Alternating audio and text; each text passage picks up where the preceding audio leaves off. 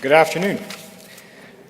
I will put my teacher senses aside and ignore the fact that there's probably some of you on your cell phones, texting, all that kind of stuff that I would have to ignore in the class, or that I'd have to pay attention to in the classroom. I want to make a correction though before we get going here. I was introduced as a religious studies teacher. That's one of the hats I wear. I teach a Mennonite and church history course. That's my religious studies hat. But I teach English, I teach geography, I even teach hospitality and tourism. By far the scariest class I teach. When you have to put a chef knife in a student's hand, it's scary.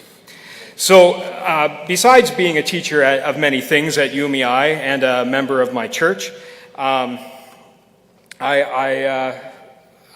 live in Leamington, right?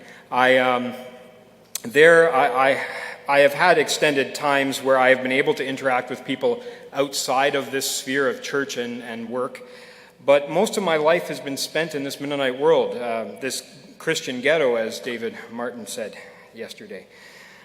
Today I live, work, and worship in a largely Mennonite environment. I am surrounded by people who celebrate and profess Christ as their Savior. What does a teacher at a Mennonite high school know about sharing their faith? I'm not regularly coming into contact with non-Christians who have not heard the story of Christ. Or am I? When I look at the makeup of our student body at UMEI, I see a group that is only 50% MCEC and only 60% of Mennonite of any kind. Of the remaining 40%, nearly half claim no church affiliation. Even those who are affiliated with a church are a diverse group with varying beliefs and church attendance. These students are hungry for God. Some know a lot but may have a very narrow viewpoint. Some know nothing but are curious about this thing that many students do on Sunday mornings and at youth group during the week.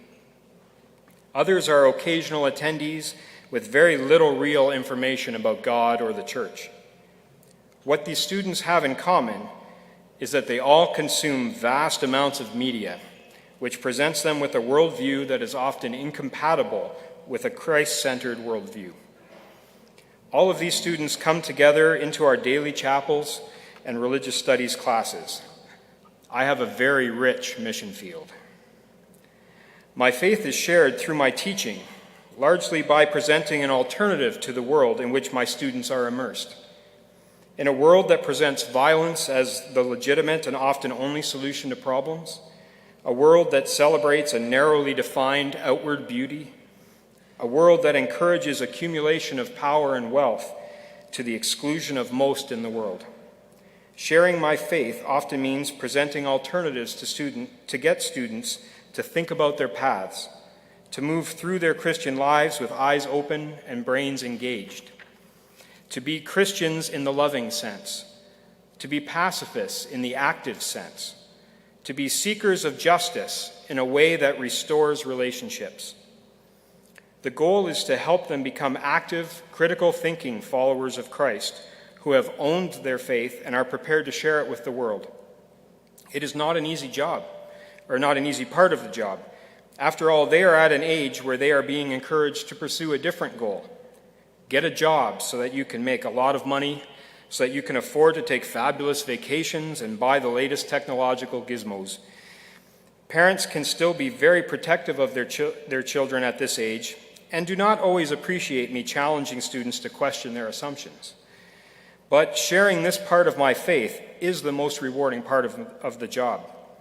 Just this past week, a young man who showed little sign of being interested in faith when he started at UMEI stood in front of the chapel on his own accord and presented his faith story. Again, he was not asked to do this, but rather felt it was something he needed to do. A mission field indeed.